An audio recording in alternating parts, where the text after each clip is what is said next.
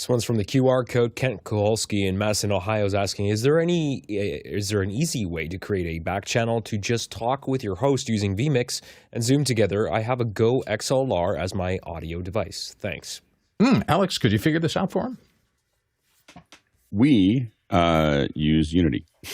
so that's how we, as a subsite, Mickey McAchore said that he said it depends. Where is your host? What are they monitoring? How are they monitoring it?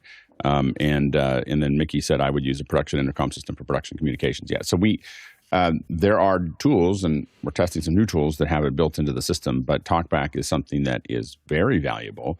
The way that we've done it in the past inside of Zoom is a pretty complicated, process where every person was in basically their own Zoom room or their own system, their own computer system, and we're feeding it back. So they jump into a Zoom, but we bring them in. And every PC has a different person, and we then are able to send audio back to them, or they bring them into a Zoom room and we put the audio back to them there.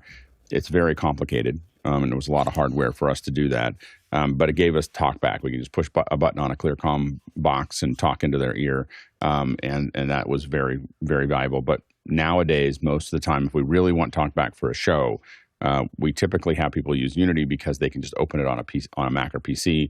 We send them a login, and that's what we're using for this show. So it's a little bit more work. But if you have a host that you're working with all the time, it's not hard to have them do that. And then you just got to make sure they have in-ears. They can't have open speakers.